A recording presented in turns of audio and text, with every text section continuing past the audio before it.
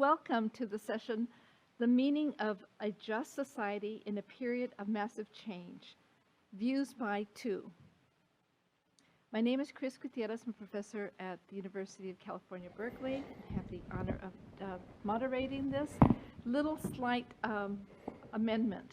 The view by two will be kind of in a different format. Professor Edley is very good at ventriloquating and speaking with many voices and around many topics. Unfortunately, Professor Echaveste could not be here for family reasons, but I am confident that Kris will pick up the strands of things that Maria would so eloquently have argued. So we're proud to have half of the dynamic duo of Edley and Echaveste. So let me take the time just to introduce them, because I think it's important for you to know when you hear these speakers that we know them for the current historical moment, but it's so important to know their history so you understand the history of their ideas. So I want to tell you that Professor Edley has been shaping U.S. politics for over 4 decades, serving as a senior member of 5 presidential campaigns, as an economic policy and budget official under Presidents Carter and Clinton as part of the administrations. He served on the U.S. States Commission on Civil Rights and as an advisor to President Clinton on One America Initiative, and chaired President Clinton's 1998 Affirmative Action Review. So these are important histories that I hope you pay attention to. In the 2008 election, he supported and advised Barack Obama, who was actually one of his former students at Harvard, right? And so that he was able to take a key role as one of the chairs of the Obama-Biden transition team with responsibility for education, immigration, and health. And I just have to insert this because I'm so proud to say that I was one of the members of that transition team, one of the more exciting opportunities I've had. So thank you, Kris. In 2011, he was appointed by the U.S. Secretary of Education, Arne Duncan, to be co-chair of the congressionally chartered National Commission on Equity and Excellence in Education. But you should know that he didn't start just there. It makes sense when you know his own history. He received his undergraduate degree in mathematics from Swarthmore College, which will make sense in a second when you see what kind of work he's doing. And he attended Harvard Law School, where he later served as a professor. And co-founded with Gary Orfield a project that many of you may know about, the Harvard Civil Rights Project, which is now at UCLA. After 23 years as a Harvard law professor, he became dean of the UC Berkeley School of Law at Boalt Hall from 2014 to 2013. And his academic work really spans a variety of topics from administrative law, civil rights, educational policy, and just domestic public policy more generally. But he's always moved between academia and the public sphere, kind of enriching and bridging and reinforcing and educating both spheres because of his broad familiarity with so many areas of policy. More recently, he co-chaired the chartered National Commission on Educational Equity and Excellence, and the charge of this committee was to revisit the 1983 report, A Nation at Risk, and recommended future directions for reform. He also chairs an effort called For Each and Every Child. He's a member of the American Academy of Arts and Sciences, the National Academy of Public Administration, Council of Foreign Relations, Gates Foundation's National Program Advisor Panel, and has served on many, many NRC panels, which he says is his favorite thing to do right now. So if you stick around till Sunday, he's actually going to be presenting on a NRC committee about the National Assessment of Educational Progress's achievement levels on math and reading, so we can see where your math roots come back in. And he's also on an Indicators of Educational Equity panel for NRC. So he doesn't sleep. All this he does while still being my colleague at Berkeley, and actually now my neighbor at Berkeley. So he's going to talk to us a range of things, but one of the things that I thought would be so instructive for us, and he did too, is to talk about his civil rights frame and the social justice frame, and what that means in the era of Trump, and some key challenges that we will face as we think about what social justice means in this era, and much more. So with that, let me turn this over to Professor Kris Edley. Thank you. you very much, Kris.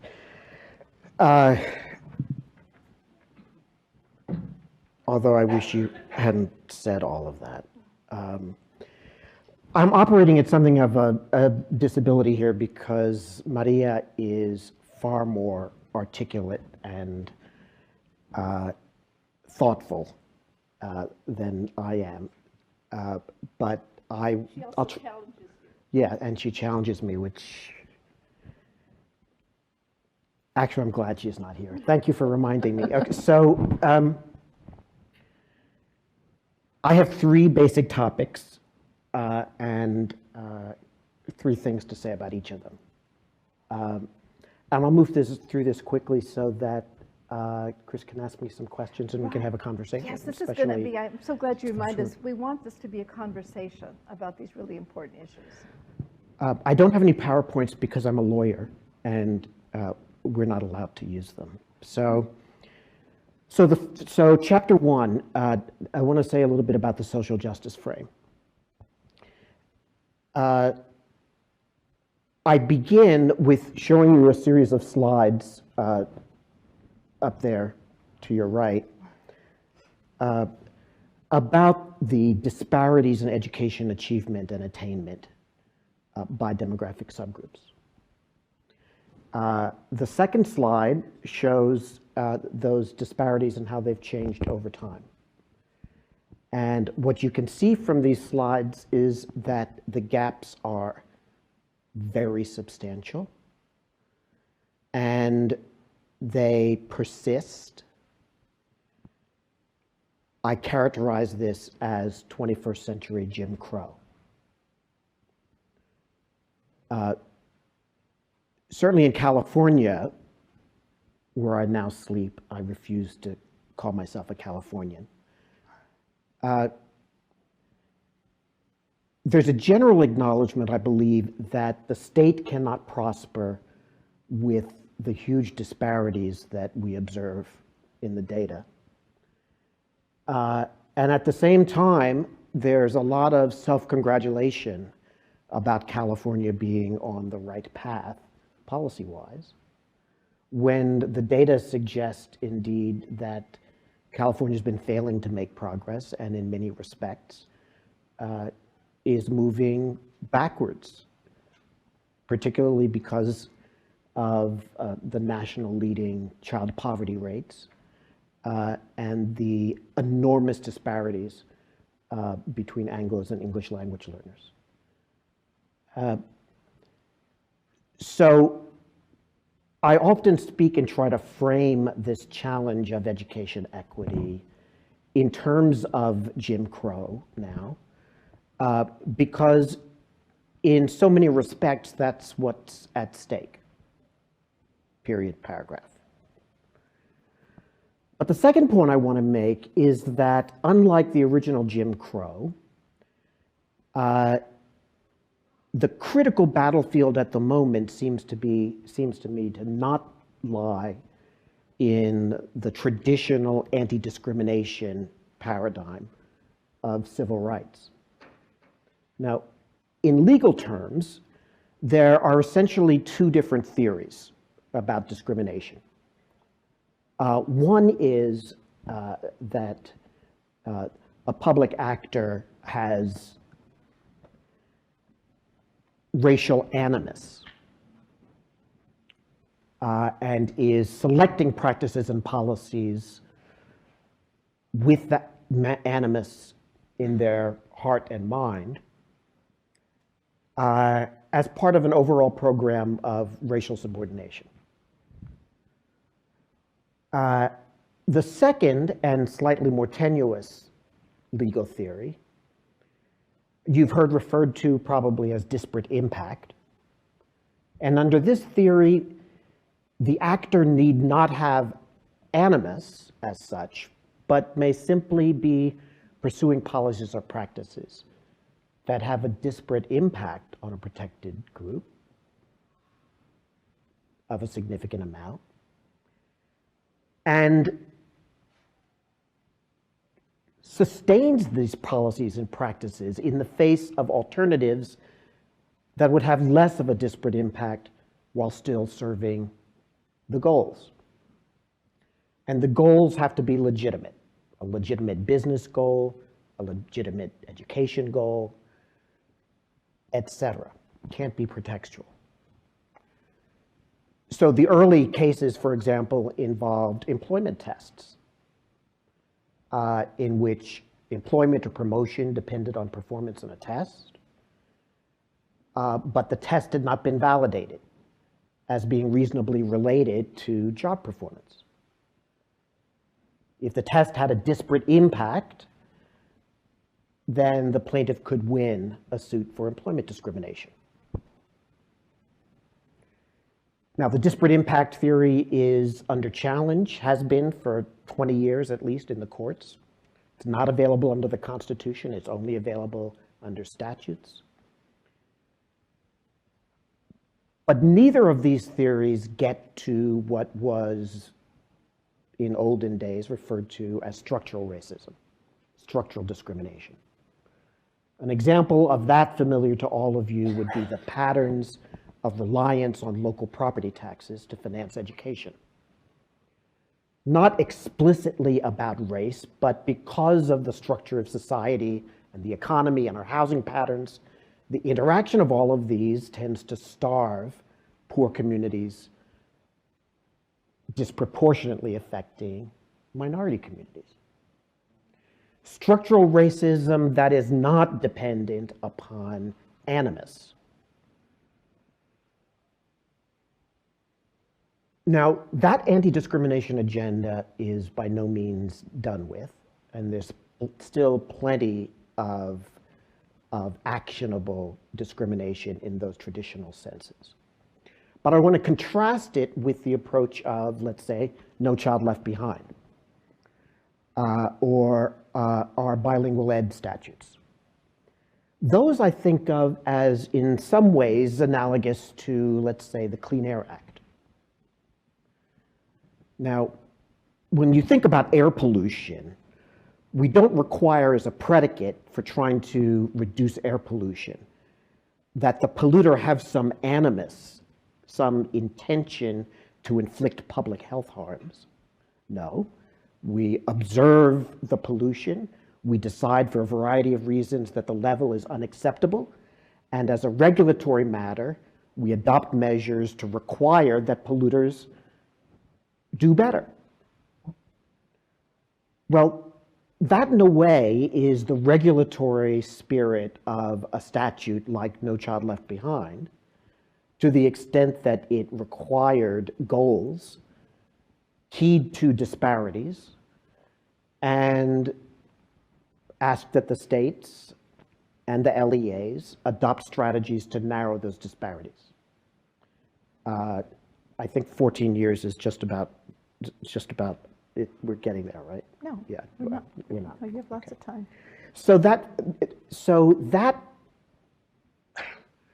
approach that simply looks at the social condition and says, this is not sustainable in order to build the kind of society we want, which I think of as regulatory social justice as opposed to anti-discrimination social justice, has several advantages to it, not just in a legal sense, but to some extent politically, because you can make progress without forcing someone to confess to animus, without forcing them to accept a label of discriminator, and instead appeal to them on the basis of some shared vision of social justice, whether one justifies it on moral grounds, on economic grounds, on social cohesion grounds.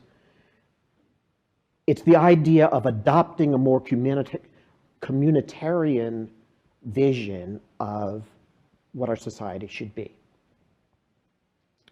Third point I want to make here about the social justice frame is our familiar problem of thinking about education opportunity on the one hand and poverty on the other. Now, When we convened the National Commission on Education, Equity, and Excellence, as you would imagine, pretty quickly, this question of, well, what about poverty came up? And surely you can't expect schools to solve all the problems of poverty, et cetera. I mean, one of the things that education policy leaders can always agree upon is that most of the problem has to be solved by a group in some other room, the group down the hall that's working on poverty. One of the cleverer things we did in the commission, I think, was to ask the question, yeah, poverty is a big problem, huge contributor to the problems of education equity, but what is it that we in our space can do to mitigate the effects of poverty? What is it that we within the education system and with closely adjacent areas of social policy can do to mitigate those effects, even if we directly don't have a handle on today's poverty and its results? The most obvious example, of course, is early childhood education with the strongest research base. But other things, from wraparound services to new approaches to English language learners, there are many, many things that we can do if we have the will and the resources to do them. And we're getting smarter all the time because of research about what it is that can be done. But that's the social justice frame that I carry in my head in the sphere of education. The Jim Crow redux, moving beyond anti-discrimination to think of social justice regulation, and then thinking about poverty and its miseries in terms of mitigation rather than waiting for a cure. Second chapter, politics and governance. So here, let me just make three quick points. I mean, the first is just to think about federalism in the time of Trump, Ryan, and Mitch McConnell. Now, I work in a couple of fields in which I was fully expecting to have a very forceful, committed federal partner in a Clinton administration.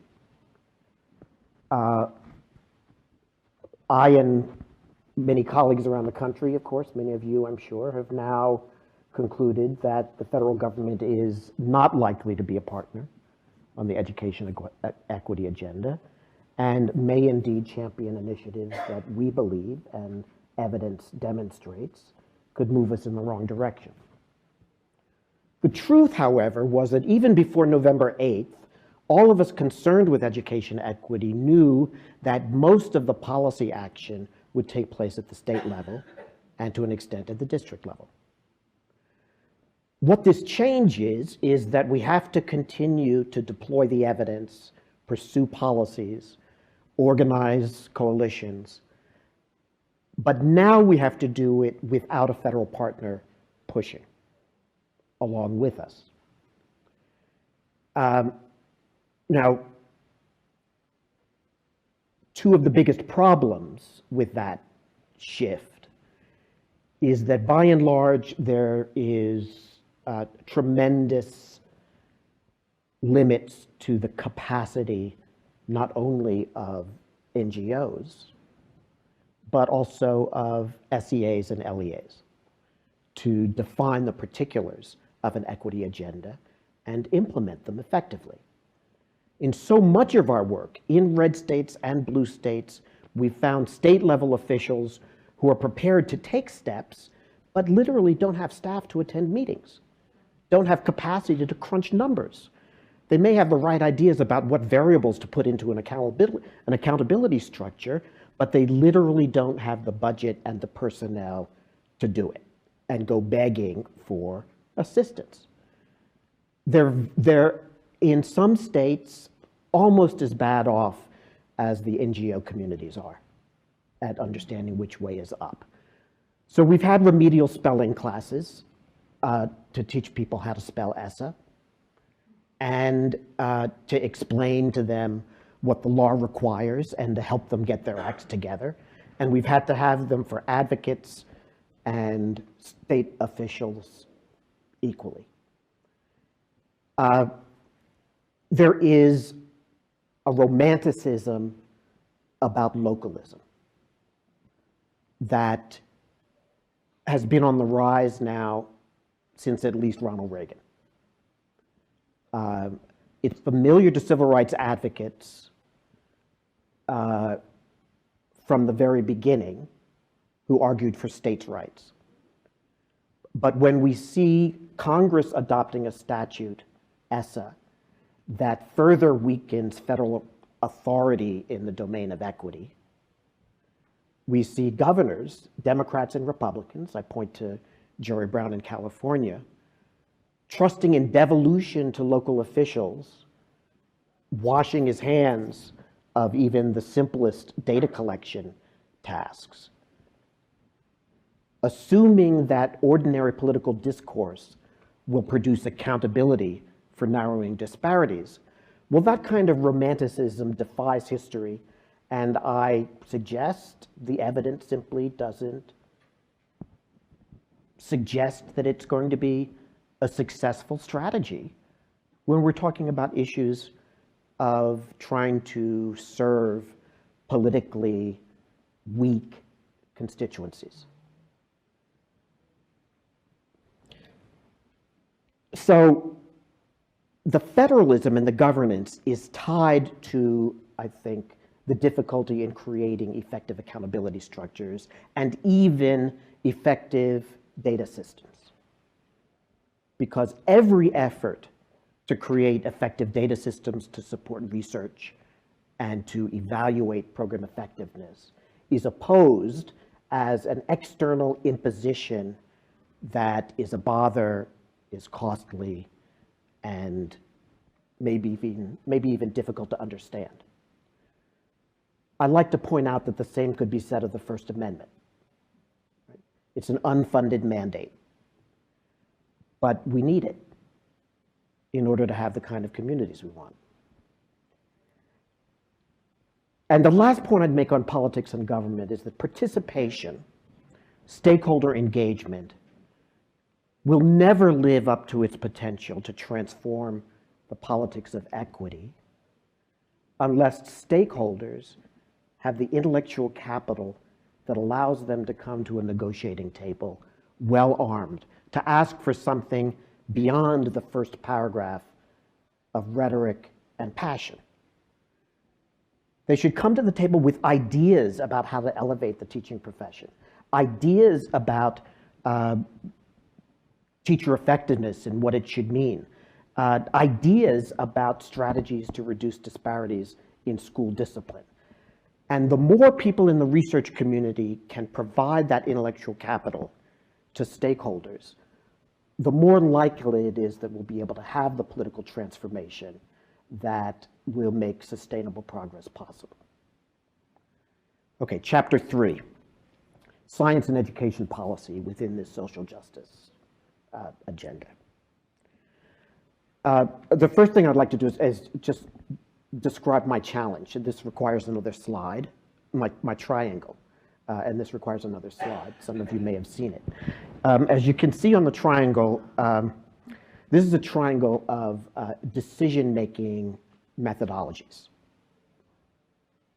policy choice methodologies. At the top of the triangle is evidence and science. On the two lower vertices are intuition and politics. So you can think of picking a point in the interior of this triangle as sort of the center of gravity, representing the weight one attaches to each of these three decision-making paradigms. You'll quickly recognize and agree, I think, that in the vast majority of circumstances, the center of gravity is sort of in the middle towards the very bottom of the triangle, with evidence and science having little influence on policy choices, whereas instincts, because everybody is a child or was a child. Instincts, or perhaps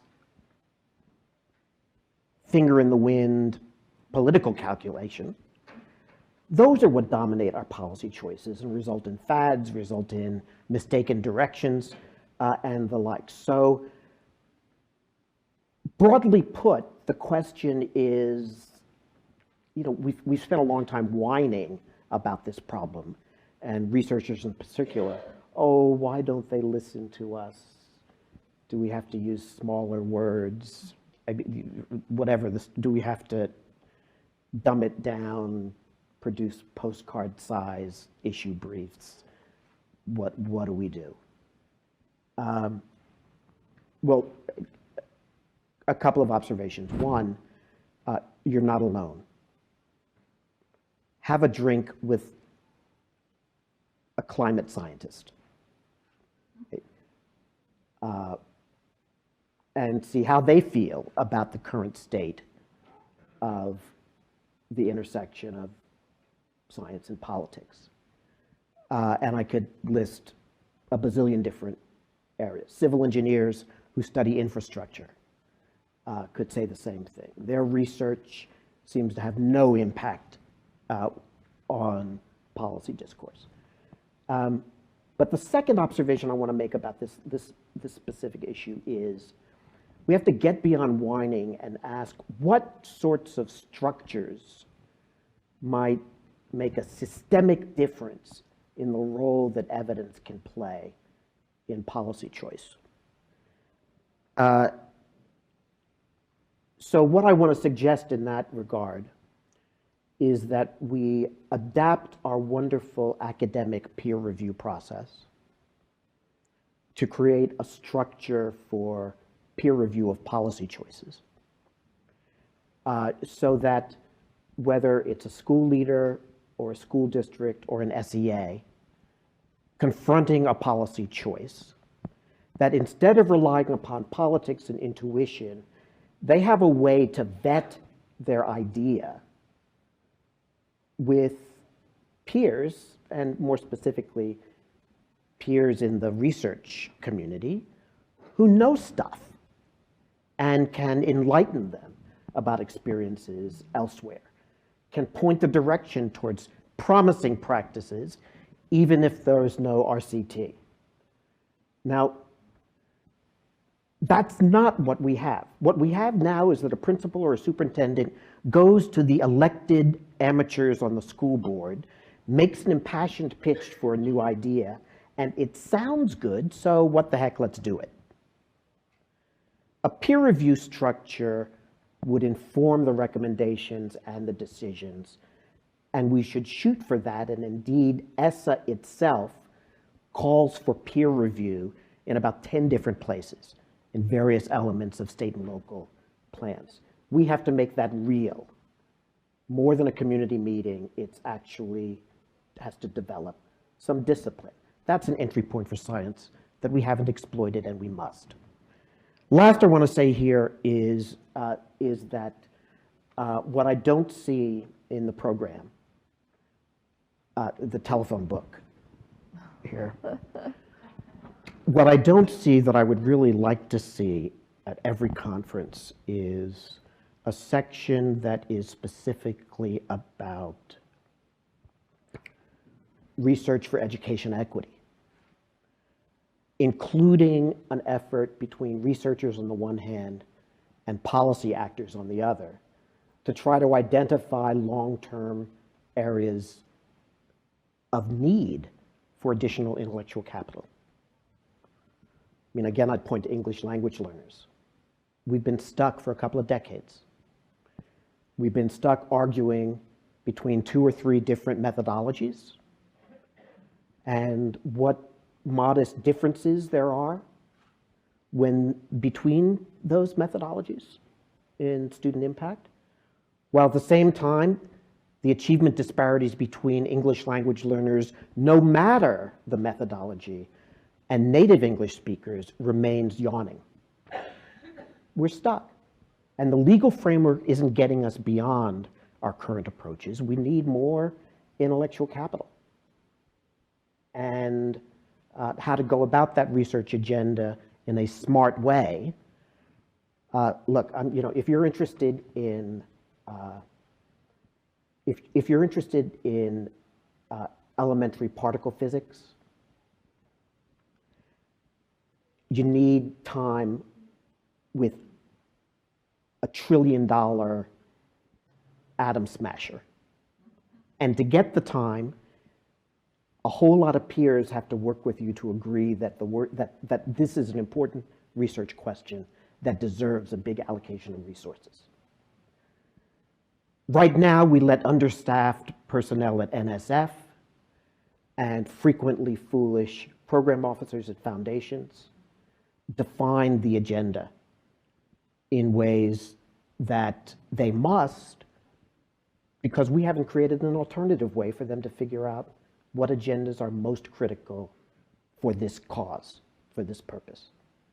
So we have to own part of that problem, it seems to me, as an education policy and research community. So let me just say a couple of things in conclusion. I apologize for going on so long, but my wife would have been longer. Again, 3 quick things. First, I want to say what I think the principle is. The title of the Equity Commission's report is For Each and Every Child. And the reason I was able to pick that title is because we discussed the title until everybody was exhausted, so I just got to pick it. But what it tried to capture was an essential truth underlying the 50-odd recommendations, which, by the way, were unanimous. Union leaders, heads of civil rights organizations, some researchers, some associations of various sorts. Just stunning that it was unanimous after 2 years of work. The insight is that if we start with the child, not with the teacher, not with the policymaker, not with the parent, but if we start with the child and ask, what does that child need in order to be successful? And we think about our duty collectively to give each and every child what he or she needs in order to have a sort of an effective pedagogical strategy, instructional strategy, and the ancillary resources to support the child and the teacher. Think of it not as how do we get this child to be successful in this cookie cutter, but rather how do we understand this child to help him or her overcome the obstacles, including doing what we can to address obstacles from home or the community. That's the way we thought to ultimately have an impact on achievement and attainment disparities in such a richly diverse country. I don't have to take a position in the wars over reading, over math, over bilingual education, because my position is I want to do what works for that child. And I want to organize the school site, and I want to train teaching professionals, and I want to provide ancillary resources from paraprofessionals to technology, and I want to partner with social service deliverers as needed so that each and every child gets just that, a shot at success, a shot at success. Now, that's a different way of backward mapping to ask, how do we prepare teachers? How do we do professional development in a way that gives them the tools to diagnose which of 10 different instructional strategies will help my daughter understand chemistry? The professional autonomy to match the student's need with the opportunities provided. The compensation to draw people to the profession who will work to take on those responsibilities. and that authority. So let me just close with my inverse miner's canary thesis. Now, I think all of you, I'm sure, have heard the miner's canary analogy, with the notion being that if the coal miner takes the canary down into the coal mine and the canary dies from exposure to methane, then it's past time for the coal miner to start worrying. There's something bad going on, and it's probably not just affecting the canaries. Now, my inverse miner's hypothesis is that when we make a move in education reform, let's say introduction of the Common Core, or deeper learning, or you name it, technology, some use of technology. When we make a step in education reform, the place we ought to focus on implementation and evaluation first is with the students facing the most challenges. It's with the students who have the most need and the highest obstacles. Because if we can solve the problem with that population, then we know we'll be able to solve it for virtually everybody. So it's kind of the converse of the miner's canary. Another way of thinking about it is, if I want to improve air quality in the coal mines, which coal mines do I go to first to try out the new technology? Answer, you go to the coal mines where the canaries are sick, and you see if you can save them. If we don't adopt that practice with respect to our least advantaged students, then we run the risk that in reform after reform after reform, either the design or its implementation will leave them behind. And that's Jim Crow, too. I'm done. For the moment. Yeah. Was the daughter of a copper miner who lived in very polluted mining town. The metaphor of the miner's canary resonates a lot for me, and it's why I always think about it too as equity being the miner's canary, because it gives us a measure of the health and humanity of places and institutions. And so I like that metaphor a lot for personal reasons as well. But you made me think of so many things, and I'm just going to start with a few observations and questions, and then, yes, a conversation, which you've been waiting for. I was thinking in terms of what you said about us being problem solvers and not just whiners. I'm thinking about a group of I'm part of the English language learner policy working group that Kenji Hakuda heads at Stanford.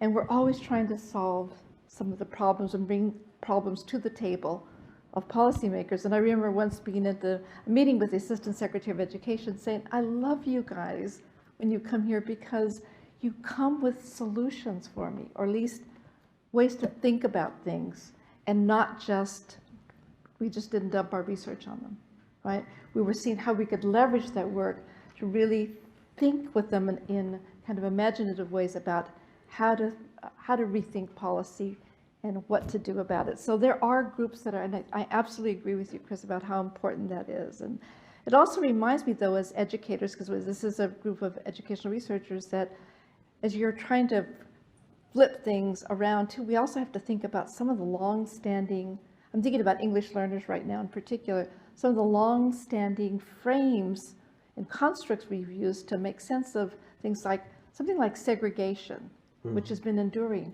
Well, we have to rethink what segregation means now, because now you have African American students in schools with largely Latino populations, if you're in California. And one of the most segregated populations in the country are English language learners, or what I like to call dual language learners. So it requires us to rethink some of the fundamental ways we have framed even these kind of equity issues. But that's for another talk. So one of the things I was so curious to have Kris talk about, since he's been able to work across these 5 administrations and been so central to this work on equity, is how do you think the social justice agenda has changed since you were in the Carter administration?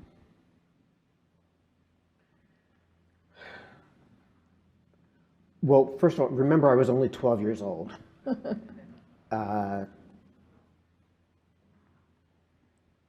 I basically had Social Security and the anti-poverty portfolio on the domestic policy staff.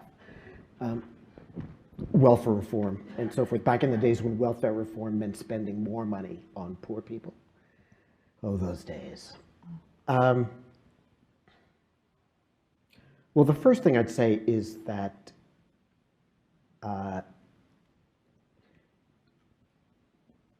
the meetings are far more diverse, at least in the up to the Obama administration. I mean, just the contrast in who is around the table. Let me put it this way: in the Clinton administration, once in a while, people would walk into a meeting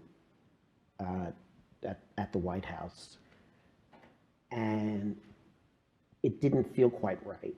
And then sort of a third of the way into the meeting, it would strike you, there are no women here.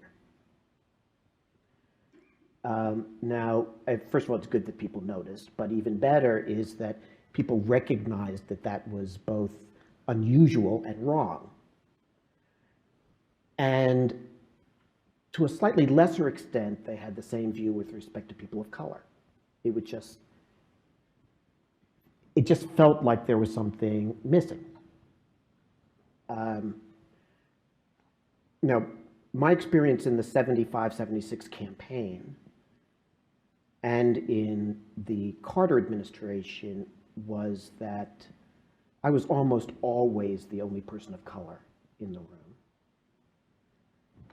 And to take one of my favorite examples, when Carter was moving to deregulate the price of natural gas and impose a windfall profits tax, and we were all about energy independence, and this tax was going to generate $80 billion in revenue over some period of time. I mean, I was the one in the room who raised my hand and say, what are we going to do about poor people who will have higher energy bills? And they gave me a couple of $1 billion to try to design a program, which was this terrible Rube Goldberg messy thing that miraculously still exists, low-income heating and energy program, LIHEAP. But if I hadn't been in the room, it would have been just about the energy industry. It would have been just about maybe we can use some of this money to build more highways or mass transit, et cetera. And so inclusion has made a difference in agenda setting. And you can't gainsay the importance of that. The second big shift I'd point to is the demographic change, the browning of America, and the importance of expanding, reshaping not only the civil rights community, but its priorities. So that I think there's been significant progress in some social justice domains at understanding the special needs of various Latino subcommunities and of English language learners more generally. And there's been progress in understanding the relationship between the immigration agenda and a broader human rights agenda, so that coalitions have this, have sort of a broader aperture with which to look at social justice issues. Unfortunately, and this is the last thing I'll say, unfortunately, that's kind of at a grass tops wonky level and among political elites.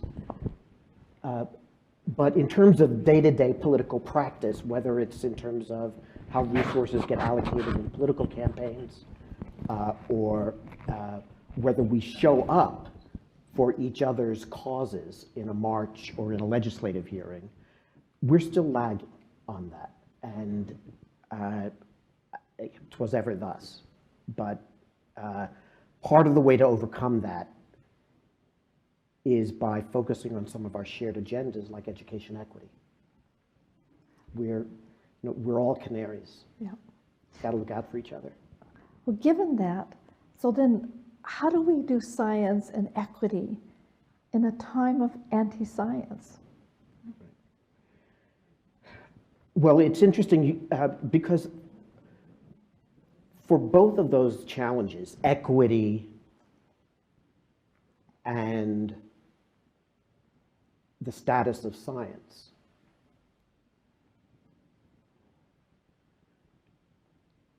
we're not going to make substantial progress in education alone.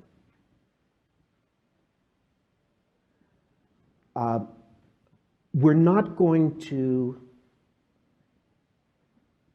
turbocharge the education equity agenda unless the same political moment affects housing and healthcare and jobs. Right? It's we're not going to have a. Oh, I've got one. It's like tuning a guitar. You know, the guitar is only going to be appealing if each of the strings is tuned. And I think similarly now, if you feel like America's guitar, is this working? If you feel like America's guitar is badly out of tune and is just not playing the social justice chords in a pleasing way, it's not just the education string. It's a bunch of other strings as well.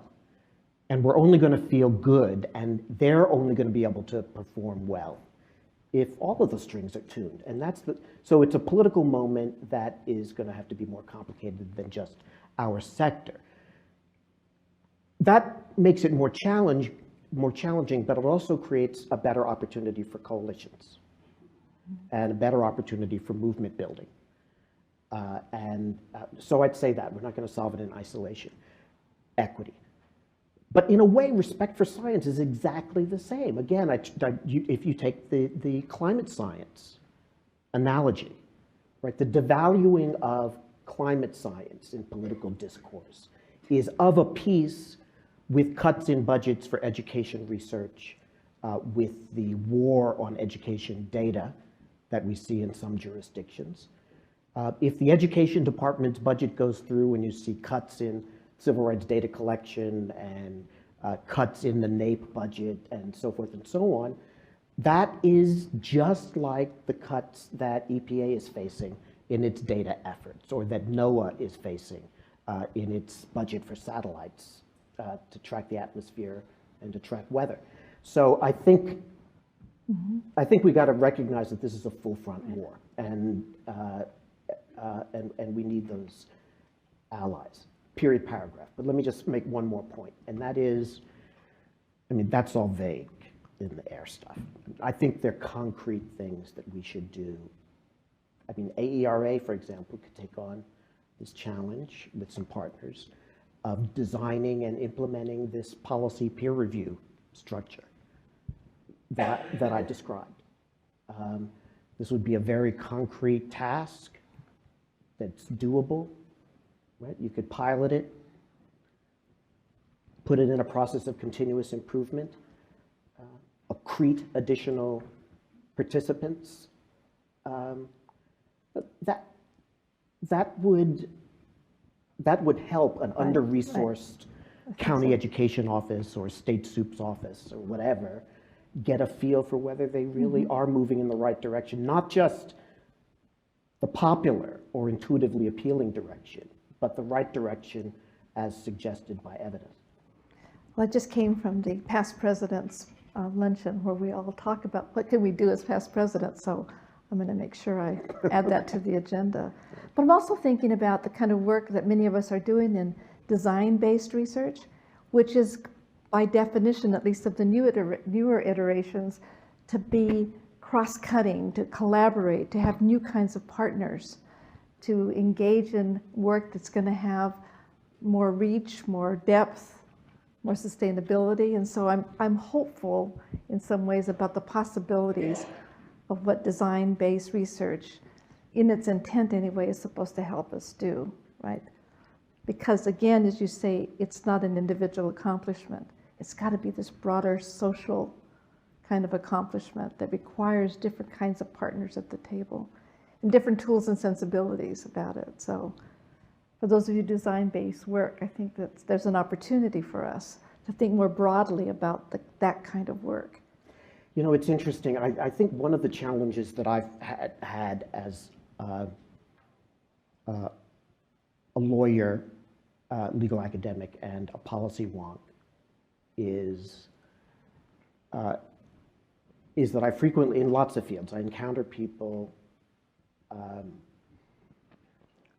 who want to build the example or do a set of pilots and evaluate them. Right? And I'll give you a story. In the '92 presidential transition, I was a senior economic advisor, and I was responsible for housing, banking, financial markets. And I was getting a briefing from some housing policy experts. By the way, I've tried for 40 years to stay away from housing policy because it's impossible. It's just impossible. It's one of those policy problems that I think should be handed over to the faith community, the religious communities, because it's going to take an act of God to make any progress on some of these housing issues. But they told me about this experiment that had gone on as part of a remedy in a housing discrimination case in Chicago, the Gautreaux Experiment, that involved giving portable Section 8 housing vouchers to poor families to get them into housing in other parts of the city and indeed in the suburbs where there were good schools and more job opportunities. So the hypothesis, obviously, is if we can get poor people to move into opportunity, there would be better outcomes for the families and for the kids. And the preliminary results were great. Great. And I said, that's terrific. That's really great. Well, let's see, the Section 8 program is about $8 billion a year, which in 1992 was a lot of money, about $8 billion a year. Why don't we have President Clinton propose taking half of that, $4 billion, and convert it into these portable vouchers? And they looked at me like I had lost my friggin' mind. And they said, oh, no, we were just thinking a couple $1 million for more research. And I'm like, no, I'm doing political policy. I want now. I want to do something now. This is our shot now. I don't want to wait 10 years to try something. Let's go for it. Now, I confess, I was operating on intuition and to an extent politics and giving much too much weight to a little bit of evidence. Now, I did end up getting $1 billion or $2 billion. It's called Moving to Opportunity. Still hasn't grown as much as I would like it to. The evidence is still great. But I'm making 2 points. One is that policymakers, this makes researchers uncomfortable, but the reality is policymakers are used to operating with a much wider confidence interval. I'm talking to the researcher. What should I do about the Section 8 program? I want advice that will lead me to make a better decision than flipping a coin, throwing darts, right? I don't need 2 standard deviations of confidence that this is the right way to go. Because I got to make a decision, and I just want it to be less stupid than it might otherwise be. That's what good enough for government work means. Now, so I think pulling recommendations out of expert researchers often involves pushing researchers to get outside their scientifically comfortable, their science comfort zone.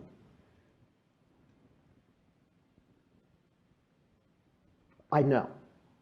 But it's also true that if you're a PhD in physics and you have to teach physics to 7th graders, you leave a lot of stuff out and you just want to get them to vaguely have the idea. And frequently, I think that's the situation that researchers are in when they're communicating with policymakers.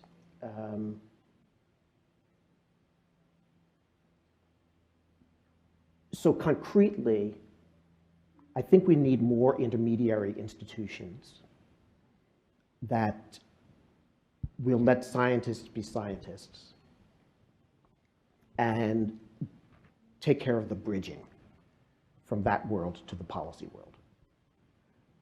It's more than translating, it's appreciating the culture in both worlds and being respectful of the cultures in those worlds. So when I collaborate with hardcore researchers, I don't demand that they reinvent themselves. I don't even demand that they crawl into bed with advocates. I'll do that for them, but in return, there has to be some willingness on the part of researchers to, over the long term, shape their agenda towards the, quote, real, close quote, problems. Design-based research certainly drives that if you're thinking about doing something at, say, the school level or in a district. But the other kind of design research that we haven't thought through, I think, as rigorously is in the policy design realm. And this Brandeisian notion of letting 1,000 flowers bloom, the laboratory of democracy in the states and so forth. We haven't made a science of that in the way we've made a science of looking at treatment effects in a randomized controlled trial. And I would really like the research community to take that on as an intellectual project. That's a great segue to you. So who'd like to join the conversation? Yes, sir, please. If you could stand so we can hear you. I'm sorry? I just want to make sure you stand so we can all hear you. My question would be on bringing this down to a system level, particularly leadership. It would seem that the leader's going to, if you expand your thinking process to the leadership of a system, an educational system, it almost seems like if the leader's going to do the right thing, they've got to be ready to take a lot of risk in doing it. How would you profile a leader that will succeed in this controversial time? Well, they change jobs a lot anyway, but no.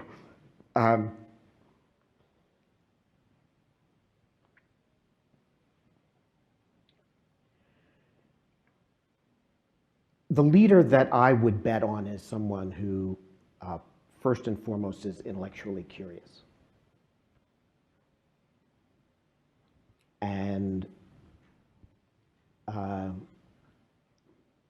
confident enough to have the luxury of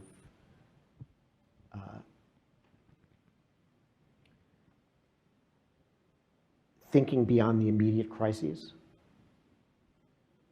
So there has to be a way, because of through personality, organization, or simple circumstances of the district, to make enough room to think strategically and to receive input about things you don't already know. Otherwise, you're just spending the capital you've already accumulated in the job. And I've seen terrific success stories of state and local superintendents who get into big policy jobs, bigger policy jobs, and their big idea is that everybody should be free to do what I did. Republicans and Democrats. I was a terrific superintendent, I was a terrific chief state school officer, and I hated it when anybody told me what to do. So I'm for just liberating people who are effective. Rather than thinking about the 30%, the 70% who aren't effective, and what is it that we build around them to help them be more successful. Giving them enough rope to hang themselves is not a solution that benefits our kids. The kind of system, peer review system I'm suggesting, though, would allow them to get advice on how to experiment, would allow them to get some ex ante validation, if you will, about the reasonableness, indeed the wisdom of a proposal, so that perhaps they're not saying to everybody, trust me, but they're saying, trust me and the broader community with which I have consulted. So you can actually, you school board, you editorial board can have confidence that it's not just me, as charming and handsome as I am, as much as you want to support me because I'm new, it's also all of these fabulous people that I've engaged, the collective wisdom of this broader community. So I think that the profile that I like is somebody who's intellectually curious, has the ability to carve out time for learning, and who is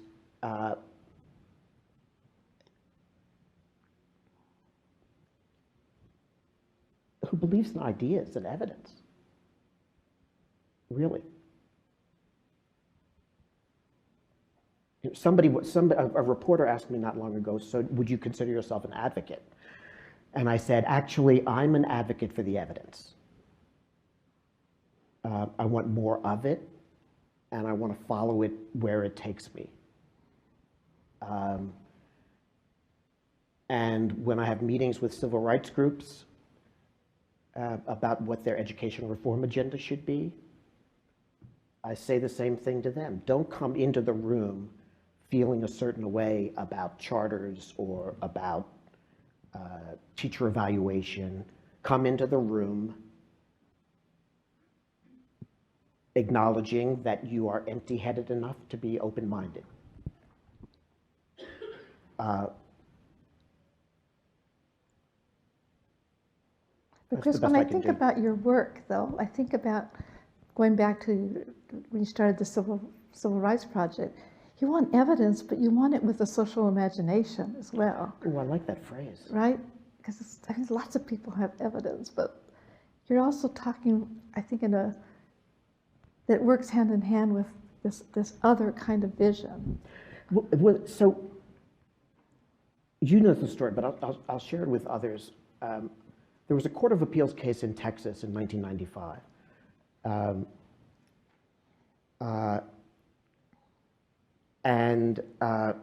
The Hopwood case. It was about affirmative action in college, race-conscious affirmative action in colleges. And the case was decided against affirmative action. And the civil rights community was in a tizzy about whether or not to appeal to the Supreme Court because the facts were bad, and there was a fear that it would make bad law. And Gary and I, kind of 2 days after the case came down, Gary Orfield and I were literally having a sandwich on a park bench and decided we should do a conference on this. And about 5 weeks later, record time for organizing a conference, we had 80 or 90 people in a big room at the Ed School. We had 35 university presidents. We had the heads of all the major civil rights litigating organizations, all the chief civil rights enforcement officers of the federal government, whole slew of researchers. And one of the questions we put to them, and the premise of the conference was, what do we make of this case? And when this issue of affirmative action gets back to the Supreme Court, the court's question will be, what is the compelling interest universities have in diversity? That's what the case is going to center on. And the question was, what research is there, or could there be, to help answer that question? Because as of that moment, on the one hand, what the universities principally said was, oh, I liked Harvard's answer. President of Harvard said to the group, in essence, diversity is a compelling interest of Harvard's because diversity has always been important to Harvard. Talk about a lack of self-awareness. I mean, first of all, false. But second of all, that's not going to impress the Supreme Court at all, at all. On the other hand, the researchers were doing fine-grained research about why do students self-segregate at the lunch tables, right? Or what is the frequency of racial insults, or something like that. But nothing of great consequence on the educational benefits of being in a learning community with people who are not like you. What's the payoff? Is that a compelling interest? So getting the researchers to understand that that's the question that matters. Can you figure out how to do research on that? Was really an interesting enterprise and successful. I mean, the studies are cited in the Supreme Court's footnotes when they actually came to the case. So that to me is just a wonderful example of first-class researchers understanding the policy/legal context well enough to move their research towards those questions, just as a matter of course, researchers often begin by understanding the actual circumstances of the learner in the classroom, of the teaching professional. And I think the same thing is true if you're doing research to help the policy professional as if you're doing research to help the education practitioner. Great. Yes, sir. So, thank you so much for your such an enlightening talk on the benefits. But I just try to, the point out the things that you mentioned with reference to equity and social justice. So, if we look up all educational reform, not only in the United States but across the globe, they were termed as for social justice and equity. So for the Committee of 10 to Cardinal Report to Nation at Risk, no child left behind, ASA. And you see there is a disconnect in intellectual community. So the same AERA welcome almost all of those, the reform in one way or another. So when they get rid of, the bilingual education, in the name of English language education, and you see the repercussions, how, they are putting in terms of the children across the United States. So how you are interpreting it. And then, when you are talking about multiple realities, but then you are also referring hearing time and again, hypothesis, hypothesis, hypothesis. But that's very positivistic approach. So how do you think of it? That's too hard. Can we do somebody else? Look,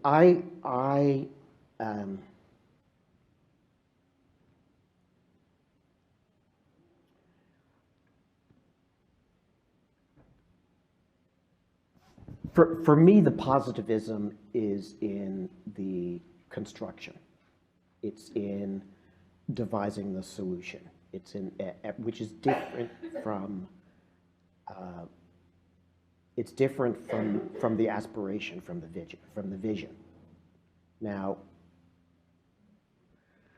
I wrote a book a long time ago that was focused on affirmative action, but in a way it was principally about the deep role that conflict over values plays itself out in the policy and legal realm with respect to racial justice. And then ask the question, well, how do people form their values?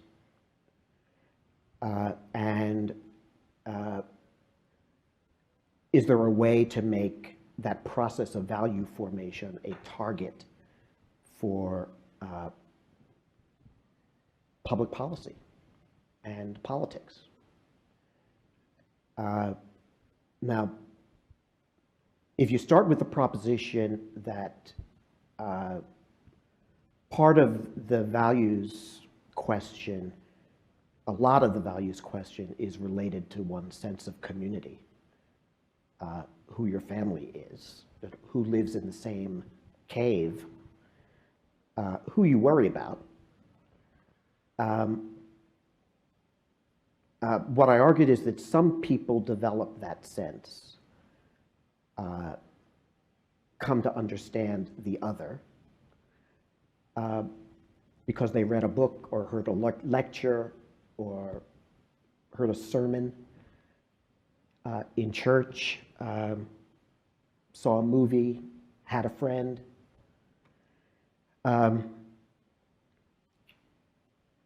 Some people develop it from their spirituality. The US is a fairly religious country, or at least spiritual country. And people are more likely to get their values there than from politicians. A lot of people get it just from the community that they experience, and in a way that was one of the premises of the school integration effort. You put little white kids and little black kids together in a school and they'll grow up caring about each other and believing that they're part of the same community. Let's just say there were implementation challenges to that particular theory. But in a way, this relates back to what I was saying about affirmative action in higher education. One of the challenges I put to the university leaders was, hey, if this is such a compelling interest, why haven't you done institutional research on how to construct the campus environment in ways that will maximize the benefits that students and others derive from the diversity? Only a few of those benefits will arise spontaneously just because you mixed people up together in the admissions process. So where is the intentionality that would actually be a sign to the Supreme Court that you really believe it's vital to your mission? You're not working very hard at it. The admissions committee's working at it, but the rest of you don't seem to be working at it. You see, so I think similarly, what we've often been missing as we think about how to define our social justice goals and how best to pursue them is this prior step, this antecedent step of building a community that has enough shared values to dream together. And my pitch is always, that's a researchable question, frankly. I mean, you could ask the research question. Does working in a soup kitchen do it? I mean, my guess would be no. But it's a researchable question.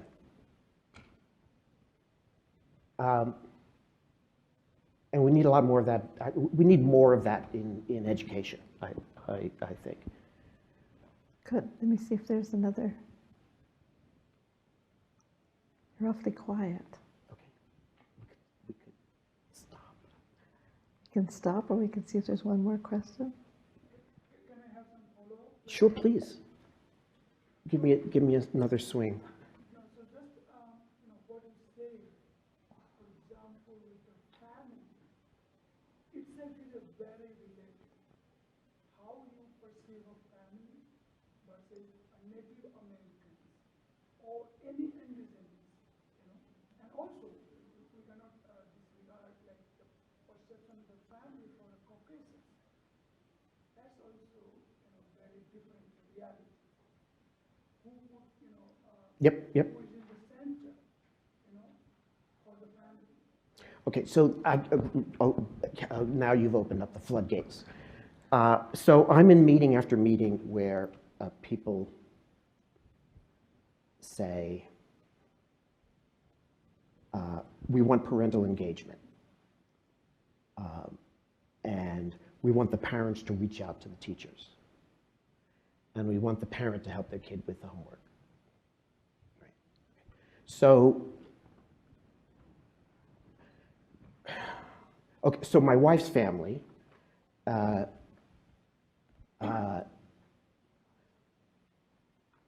came from Mexico in the Braceros program in the early 50s. And Maria was born here in Texas before they moved to California. She was the oldest of 9. They were farm workers. Maria grew up picking vegetables and fruit all through school until high school when she got a job in the bodega behind the cash register. Her father didn't want her to go to college because she had a great job. It was air conditioned, she wasn't in the fields. Why do you want to go away? In fact, I'll buy you a car if you don't go away. But she'd gotten a free ride to Stanford and she went. Her mother had a second-grade education. Her father had no formal education. Her mother had to teach her father how to sign his name. Eventually, they were reading fancier literature than I do in both Spanish and English. Now,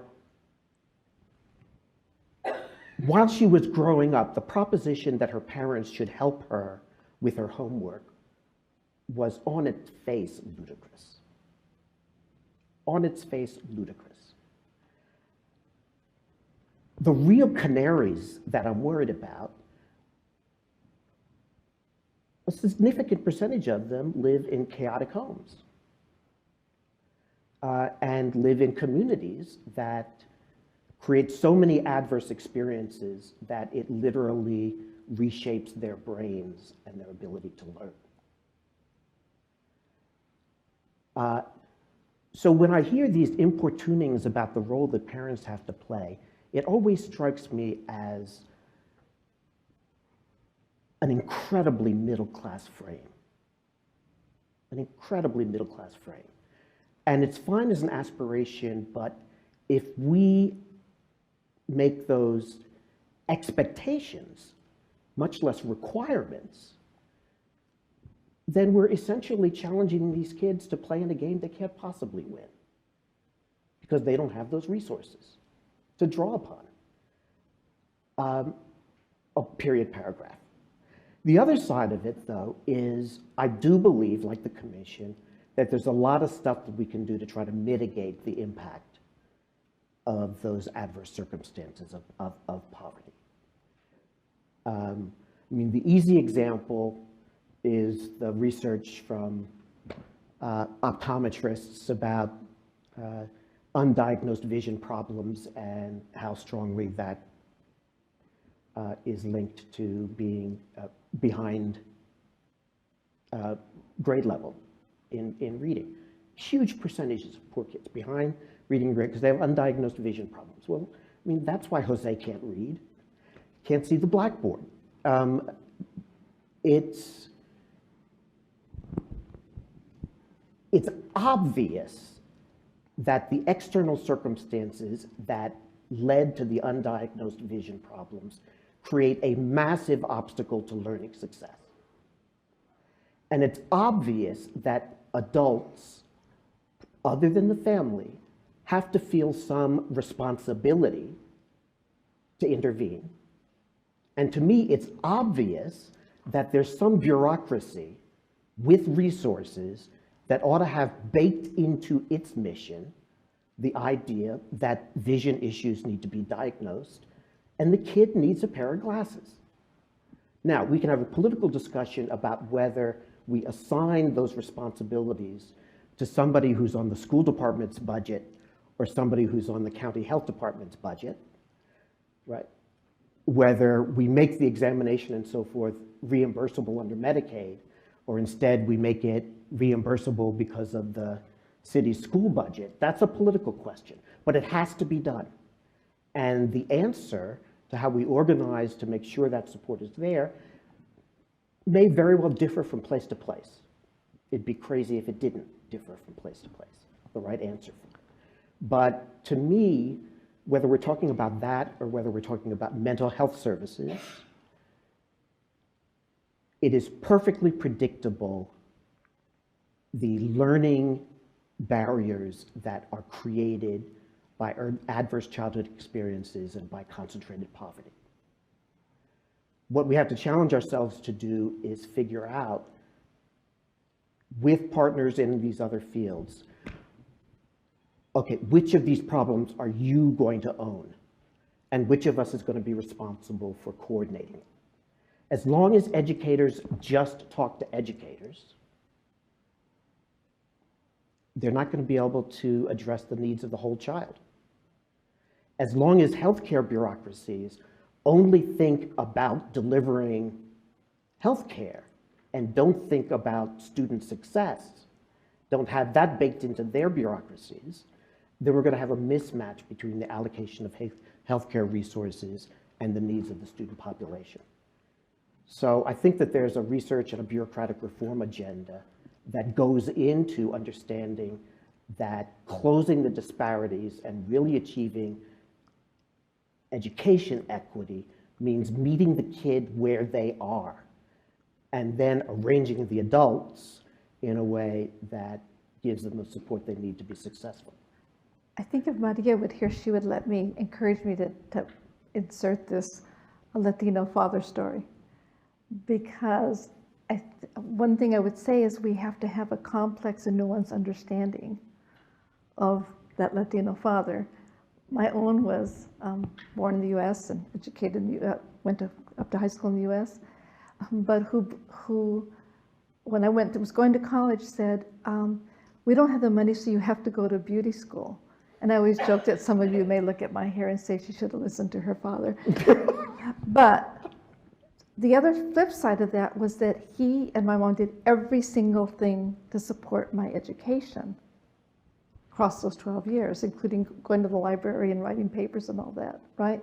So it's really important to have this kind of nuanced understanding of some of the very practices in families that have these contradictions. Of course, now he's my biggest champion around education and all the kids, but so you can hold these such beliefs, but it's always so complex. And as a researcher, Yeah. you know, I really think it's so important to always complicate that story, right? Which I know is true for Maria's father as well. And can I just say something in close? Yes, please. Okay, so, well, three things, of course. One is I think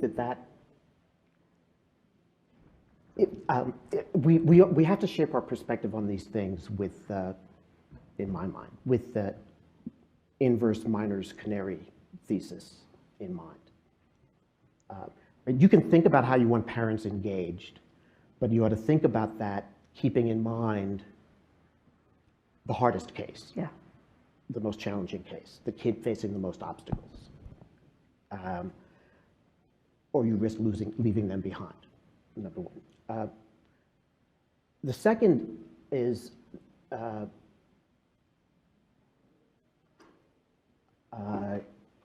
I lose my train of thought? I guess I lost my, okay. So the third thing is on the question of how, what the end goal looks like. And again, the metaphor I use, this is sort of the way lawyers operate, is I think some years in the future, a Martian named de Tocqueville comes to look at the United States. And the Martian looks around and sees no evidence that this was a society with a history of slavery, Jim Crow, racial subordination, colonialism, etc. Martian has to go to the library or talk to really old people to understand that history.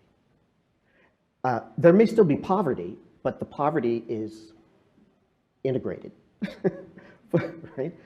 But there's just no evidence of this. So that to me is what equity would look like. Well, sometimes it's asked, well, equity as to what? What are the key things that I'm co-chairing a panel now for the NRC on measures of education equity. So what do we need to have equity about? Is it the teacher qualifications? Is it this? Is it that? And I said, well, I want equity for poor kids, for minority kids, for kids with disabilities, et cetera. I want equity on whatever it is that you think is important for white kids. I don't know if arts education is really critical or not. I don't know if the swimming pool is really critical or not. But if the white kids get it, I want my kid to get it too. So there's equity at that sort of level. But then there is the miner's canary metaphor to think about. And what I need is for the, as a little girl once said on Sesame Street, I want to be free as a pigeon. And that's what we want for the canary as well, and kind of whatever it takes. Thank you, Kris. They're giving us a signal they need this room, but please let's thank Professor Edley for this wonderful, wonderful presentation.